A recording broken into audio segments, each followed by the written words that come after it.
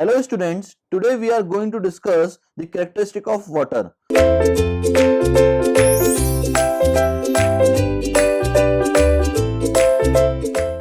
Now, is there anyone who had the idea of why we want to study the characteristic of water?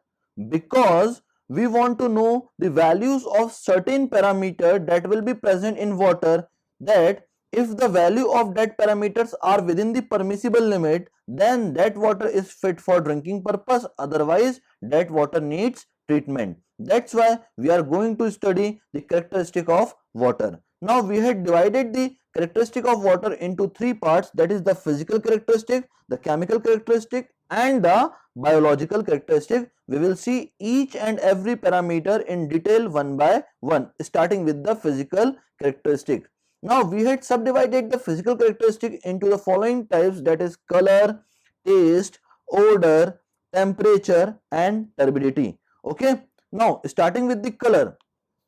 What is the color of drinking water? Generally the color of drinking water will be colorless. Okay, now if we want to measure the color, now in which unit we are going to measure the color? Generally the color is measured in Hazen unit, or it is equivalent to true color unit. Now the question arises that what is 1 Hazen unit? It will be equals to 1 milligram of platinum cobalt ion dissolved in 1 liter of distilled water. It means that when we dissolve 1 milligram of platinum cobalt ion in 1 liter of distilled water, the color of that water will corresponds to Hazen unit or true color unit. Clear? Now the instrument which is used for the measurement of color is tintometer. Clear? Tintometer is used for measuring the color. Now what are the limits of color for drinking water? For drinking purpose, the limit of water for drinking is 5 Hazen unit. It means that if the color is within the 5 Hazen unit, or the limit of color is within the 5 Hazen unit, then that water is fit for drinking purpose, and for other purposes and or for other uses it is useful up to 15 Hazen unit. Clear? Now moving on to the next parameter, that is the taste. Now the taste will depend upon the types of people which are using that water. So generally it will be unobjectionable. Generally the taste will be unobjectionable because it will depends on the taste of users. Clear? Now the third one will be the odor.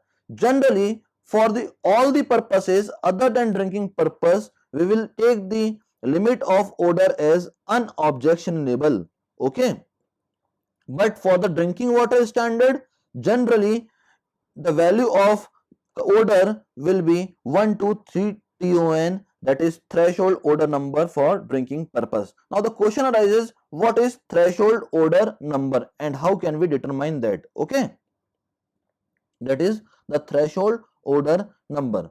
Now threshold odor number is a parameter which we need to kept in between 1 to 3 ton so that the water is fit for the drinking purpose. Suppose that in a container or in a beaker we have a sample water from which odor is coming out, and in that container the sample water is of a ml of sample water from which the smell is coming out. Okay,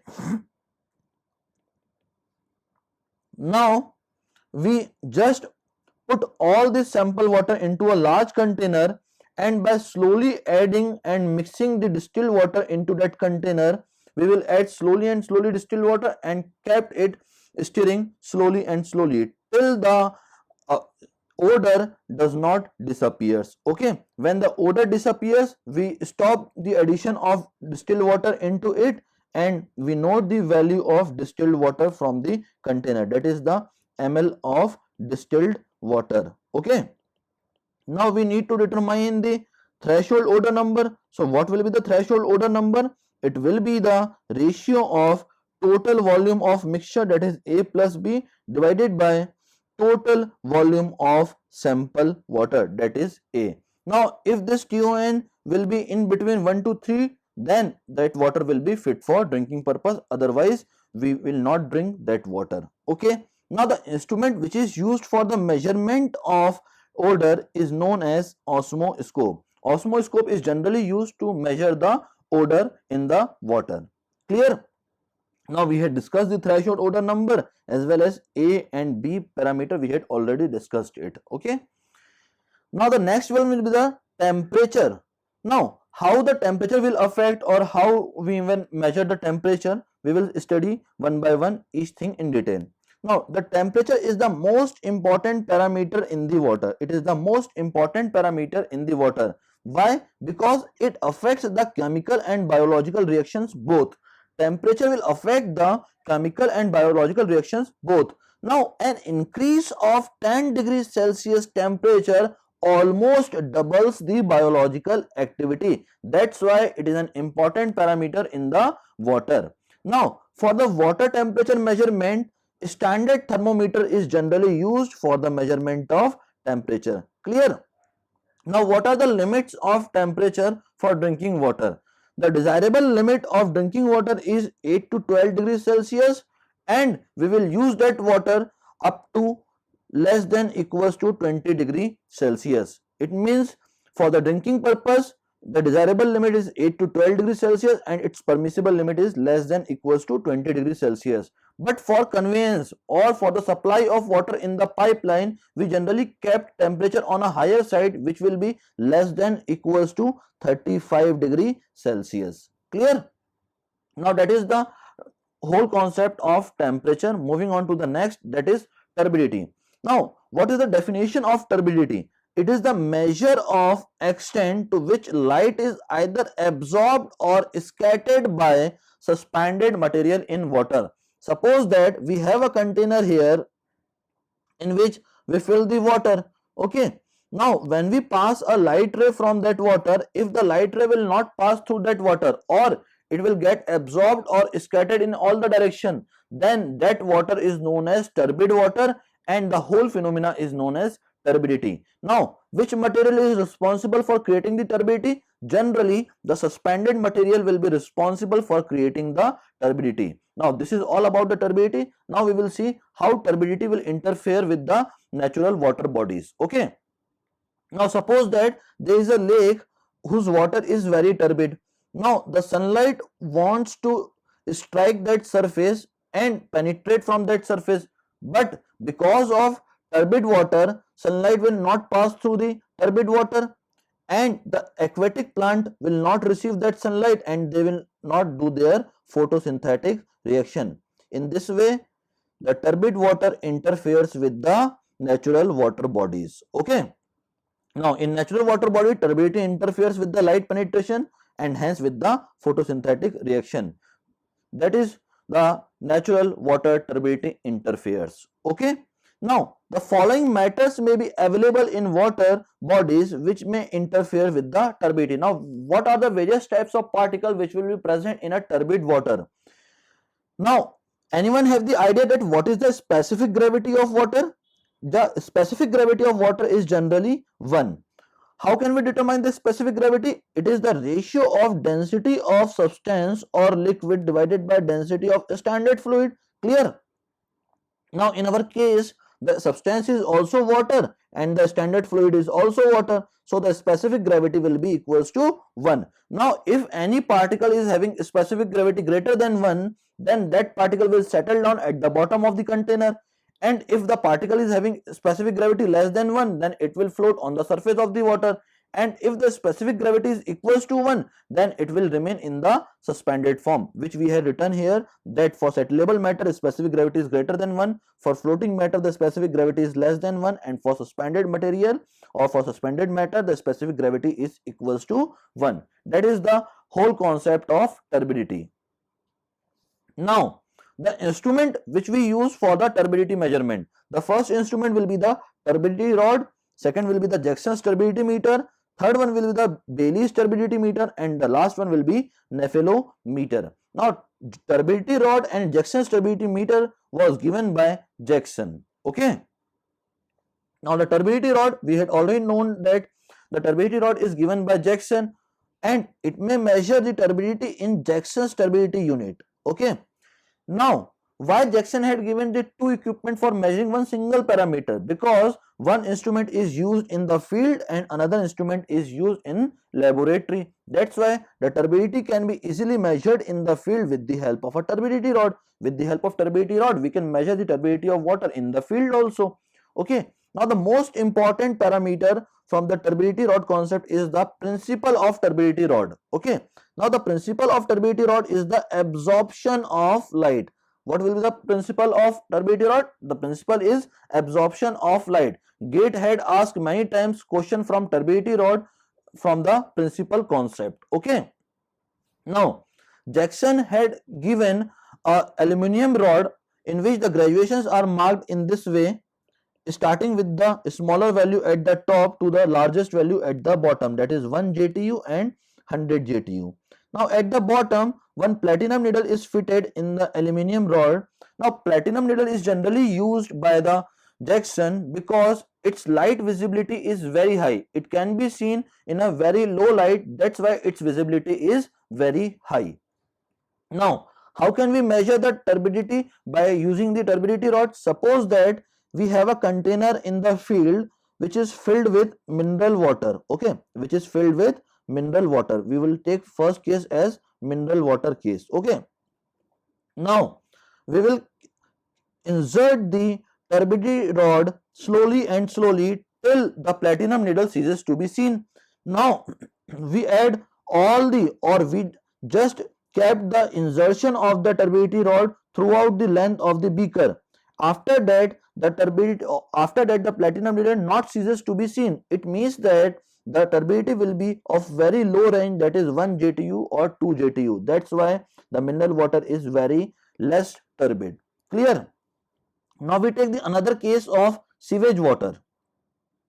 Now in the beaker we had filled the sewage water. Now we slowly insert the turbidity rod into that sewage water. Now after some depth, after some particular depth, the platinum needle ceases to be seen. It means that the turbidity of the sewage water will be very high because the reading corresponds to the lower side, that is 98 JTU to 99 JTU. Okay, that's why the sewage water is highly turbid or more turbid. Okay, 98 JTU to 99 JTU. In this way, the turbidity rod generally works. Clear? Now, a note is there that the turbidity greater than 5 milligram per liter or 5 unit can be easily detected by the naked eye. It means that if in a water turbidity is in the range of 5 milligram per liter, then we can easily judge that turbidity by our naked eye. Clear?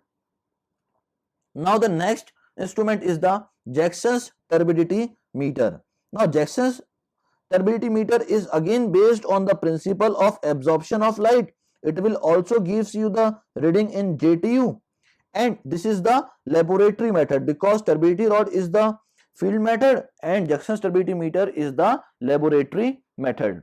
Okay, now Jackson turbidity meter can measure the turbidity more than 25 units. That's why we don't use Jackson's turbidity meter for the measurement of turbidity of the drinking water because drinking water have turbidity less than 25 units. So Jackson's turbidity meter is generally used for the measurement of turbidity of natural water bodies. Clear? Now how Jackson's turbidity meter works we will see in detail. Okay, now suppose that we have a table here having the glass top at the top portion.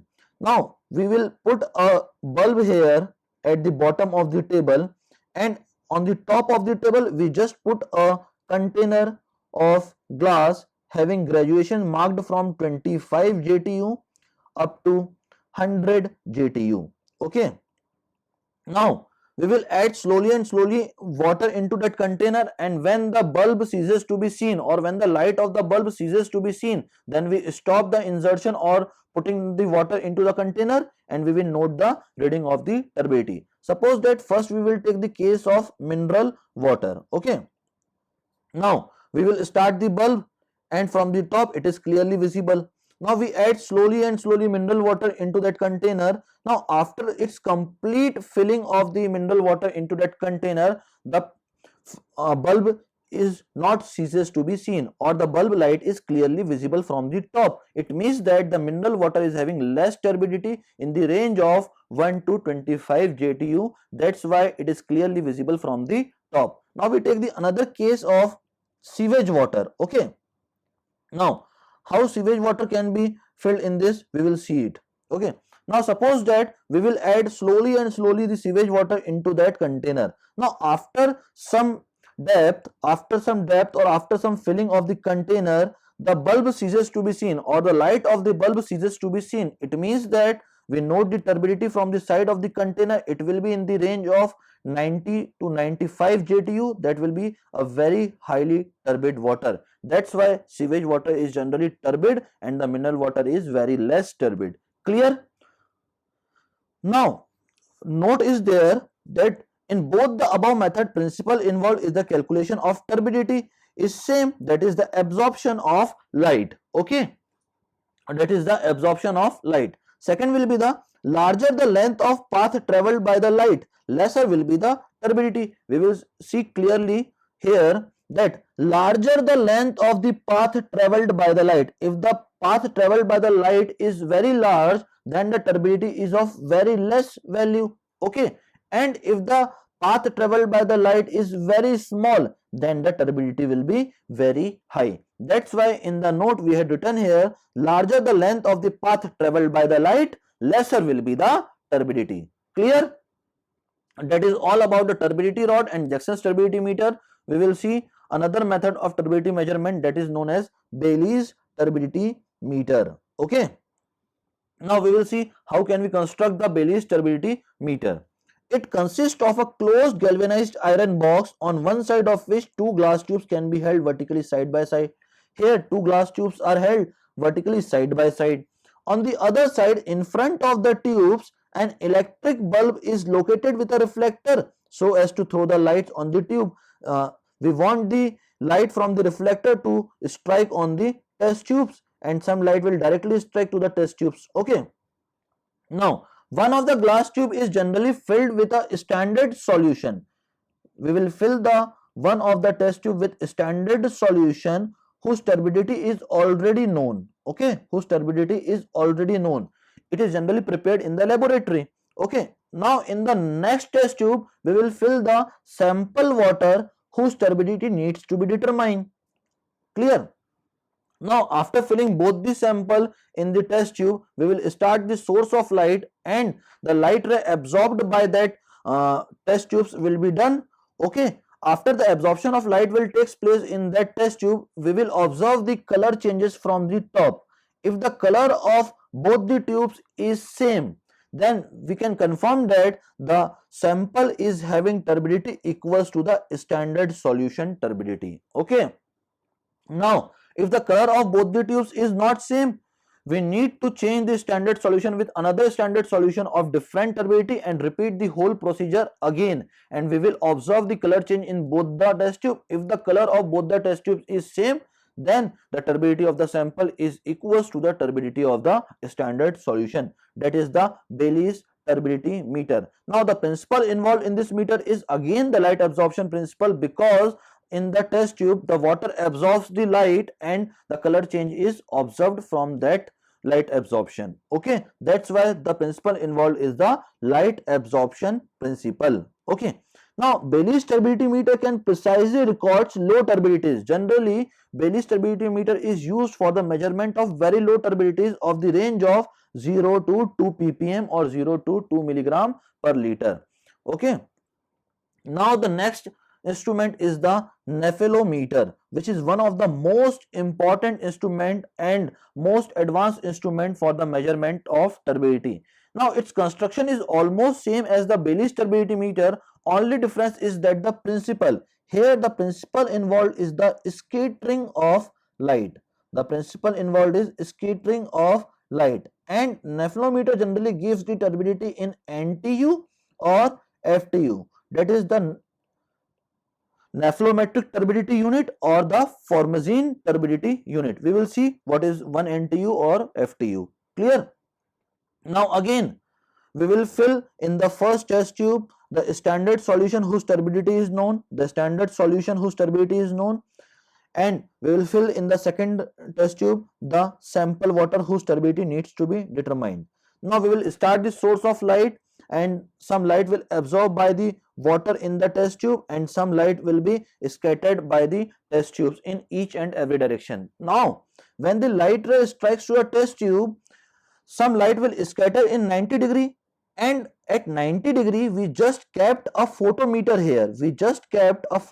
here, and due to this scattering of light at 90 degree, the intensity pattern will develop onto that photometer. Now if the intensity pattern of both the test tubes are exactly same, then we can say that the sample water is having turbidity equals to the standard solution turbidity. And if the intensity pattern is not same, now we need to change the standard solution with another standard solution of different turbidity and repeat the whole procedure again till the intensity pattern of both the test tube is not exactly same.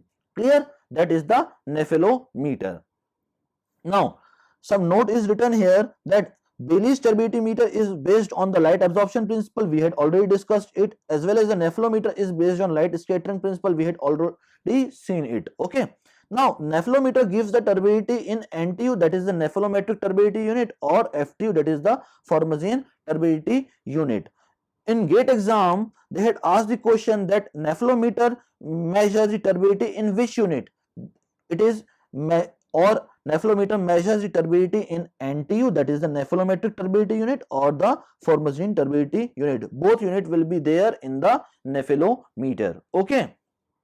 Now some important concept is there, that what is the value of 1 JTU, or what is 1 JTU. Now if we add 1 milligram of silica as SiO2, that is silica oxide, in finely divided form in 1 liter of pure water or in 1 liter of distilled water. Clear? Now when we add 1 milligram of silica in powdered form in 1 liter of pure water or distilled water, the turbidity created by silica particle in that distilled water corresponds to 1 JTU. It means that when we add 1 milligram of silica in powdered form in 1 liter of pure water, the turbidity will confirm, or the turbidity in that water will be equals to 1 JTU, that is the Jackson's turbidity unit. Clear? Now the next one will be the 1 NTU. What is the value of 1 NTU? When we add 1 milligram of formazine, that is hexamethylene tetraamine, which is easily available in our laboratory, in 1 liter of pure water or distilled water, the turbidity created by 1 milligram of formazine in that distilled water of quantity 1 liter, that will be equals to 1 NTU, which is known as 1 nephelometric turbidity unit.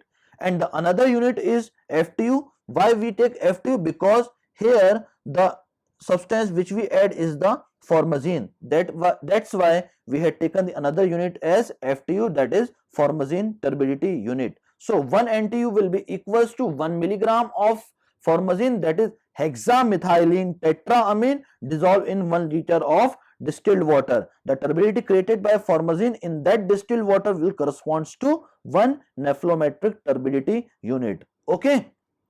Now the next point is, there is no relationship exists between JTU and NTU. If some people wants you to convert the 1 JTU into 1 NTU, just tell him that there will be no conversion factor available for the conversion of Jackson's turbidity unit into nephelometric turbidity unit, because both the instrument works on different principle. One instrument is working on the absorption of light phenomena, another one is working on the scattering principle. That's why there is no relationship or no conversion exists between JTU and NTU. Clear? Now one note is there, that is the limit of turbidity for drinking water. For drinking purpose, turbidity should be less than 5 NTU, that is the nephelometric turbidity unit, according to Government of India manual, and in any case it should be less than equals to 25 NTU. It means that if any water is having turbidity less than 5 nephelometric turbidity unit, then it will be fit for drinking purpose, and for all the other purposes we will keep the turbidity less than equals to 25 NTU. That is all about the physical characteristic of water. Thank you very much.